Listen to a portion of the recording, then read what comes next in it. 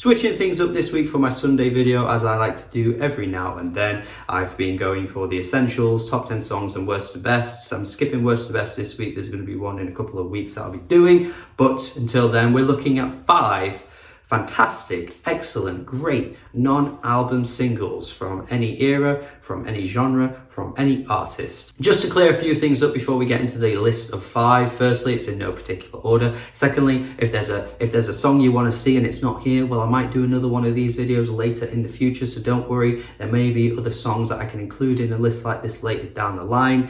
And thirdly, just because I think some people might go, that one doesn't count, or etc, etc, etc. It is literally just songs that weren't on official studio albums. They were released as a single outside of an album. They may appear on a greatest hits compilation, perhaps, whatever, I don't really know. It doesn't really matter. They still count as non-album singles for me because they were released standalone to what they are from an official studio album. Okay, we're talking studio albums, and if they're not on one of those, it counts for this list. So yeah, here we go. I'm going to give you 5 in no particular order, and please check out my Patreon if you want to see more lists like this in the future. If you want to get involved, you want to request things, there's all sorts of things you can get involved with. My Patreon as well, not my Patreon, my Discord. I've just said Patreon, my Discord as well. You can be part of the Discord for just £1, $1 a month. It's such a bargain.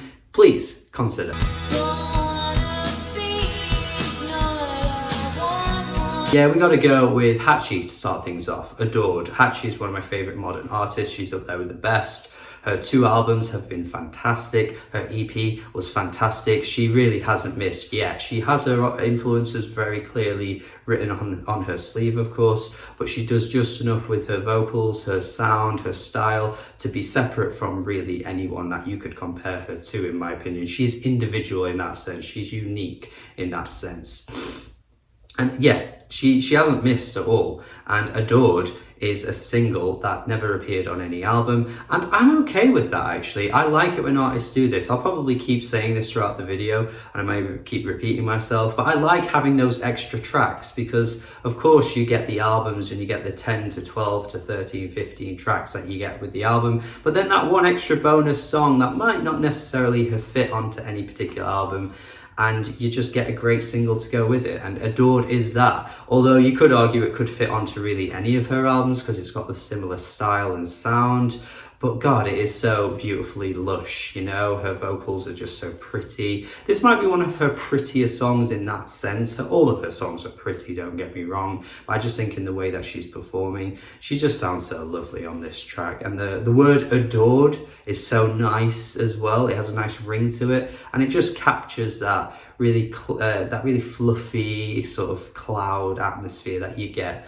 from any Hatchie song. It's so cushiony and it's so lovely. One in the hand, one in the bag, one in the hand, one in the bag. This track is coming from a different angle though. Bubblin by Paak, the one track that got me so hyped for his next album, and my God, it never even came onto an album. In fact, it ended up being the best single from any tracks that even appeared on the album that came out, would you believe? Yes, it was one of those albums that was a huge letdown, but Bubblin was the best thing he put out in that year. It's a fantastic track. It's one of his most charismatic and personality-filled songs ever. The video is absolutely ridiculous, but the sense of humor that Paak brings to the table is so clear. Like, you can see that he's taking the mick, he's taking the piss a little bit, he's not taking it too seriously. It is just a braggadocious track that's basically about having all the money in the world. But I mean, usually I would be a bit like, oh, really? Do we have to hear this kind of thing? But when Paak does it, it's so funny and it's so, like I say, charismatic, and he is flowing pretty mad on this track. Like, he is really going in with the rapping, and he has rapped before. He is a rapper, of course, but this might be one of his most kind of hungry, kind of gnarly tracks in that sense, because he is just not slowing down at all. The hook is fantastic. This is just a great track, honestly. Captures everything that makes him so great with a little bit of like a trap twist to it. It sounds like it's got a bit more of a trap leaning beat. It's not full on trap, but yeah, it's unique enough to stand alone as a single for him. You couldn't necessarily put it on any of his albums, but you don't need to, because on its own, it's just so good.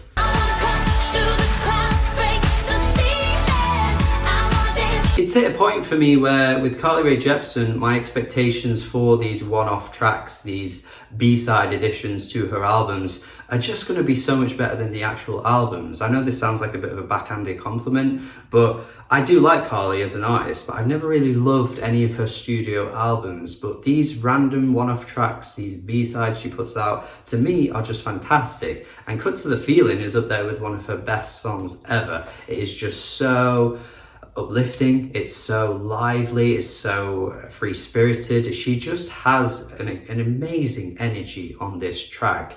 And if we were in a just world, this would have been like a top 5 single in like multiple countries across the world. But yet for some reason, ever since Call Me Maybe, we never really let Carly have her due in that sense. She's put out so many great songs, so many songs that are better than Call Me Maybe. And tracks like this really should have been massive show-stopping hits. I mean, just listen to how much fire is in her belly when she sings on that chorus. It is so, so infectious, and it is a great pop tune. So yeah, I like Carly as an artist, but if she keeps delivering these kinds of one-off singles, all these B-sides, I'm here for it, because I'm always slightly disappointed by the full studio albums. This song right here is an absolute gem, and it is an absolute crime that you can't find this on any streaming service. Digging around to try and find this is impossible. I don't know why they never released this properly. I think it was a link to some kind of Converse release, and I don't know if they have the full rights to be able to have it on streaming. But my God, this song was robbed of being a pretty successful song, because not only does it have Andre 3000 on it, it is one of their most quirky and catchiest tracks ever. I'm not saying it would have been a massive hit, but Gorillaz have always done pretty well for themselves. They've had successful songs in the UK for many, many years. And at least this song could have caught fire in some kind of way, perhaps in a sort of niche online community, outside of the niche online community that knows this song. Perhaps a bigger community could have discovered this, but I don't know if anyone ever will, and it's a huge shame. It's got James Murphy on the chorus from LCD Sound System, who puts in a great catchy hook. Oh my God, his hook is fantastic. And then what I love about it is that once you get past the second chorus, Andre 3000 comes in with like a second chorus. It's just a mad song that is just so catchy and is just so full of great little gems. Damon Albarn is basically rapping. Andre's rap verse is insane, and I'm gonna go as far as saying it's one of his best ever rap verses ever. I would go as far as saying, seriously, it's so good. And if that wasn't enough for you, if you're happy with the 4-minute-ish version of just that, that's fine. But then there's a 13-minute version that just has Andre 3000 going insane and basically saying, I'm the shit, for like 5 or 6 minutes. Seriously, a mental song. So either version is totally fine for this list for me, and a crime that not enough people talk about this song now. It's been robbed. You won't be there.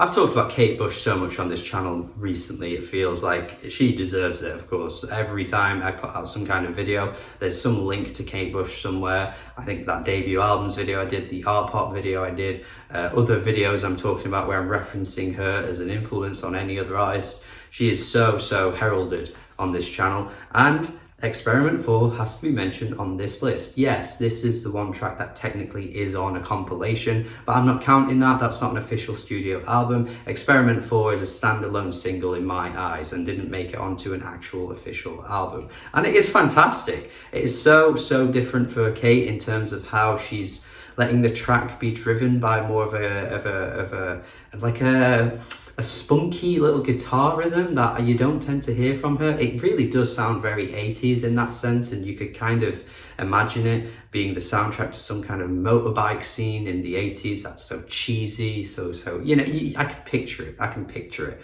But even without that, this is a fantastic track that is so unique in the lyrical style as well, with the way she's talking about friggin' this idea that the military is trying to create a particular sound that can kill off so many people, and the wacky as hell music video that goes along with it, with all the guest stars from that era. It's a fun little video. It's so dated, but it has a charm to it that I really like. And yeah, there's an interesting concept going on here, despite the fact that it isn't really part of any wider concept. Usually with Kate Bush, there's, you know, mini concepts within a whole concept of a full album. But to just hear this one song be on its own and be kind of like insulated in that way is really interesting, and just goes to show that even without a full scope of an album, she can still put together a really interesting track that makes you think about the ending and where it's going from there. You don't really quite know where she's going with what she's doing, but it really does make you think about things, and it is just a great song anyway. And that's it. I've given you 5 non-album singles that I think are fantastic. As I say, there'll be plenty more that could fit into a video like this. You should tell me what yours would be in the comments, and it may give me ideas for a future video where I do another one of these. Tell me what you think of the picks that I did give you in this video. Please check them out if you never have. If you have checked them out, tell me your thoughts. Do have a good day. Subscribe. Check out my Patreon as well. That would be amazing. And goodbye.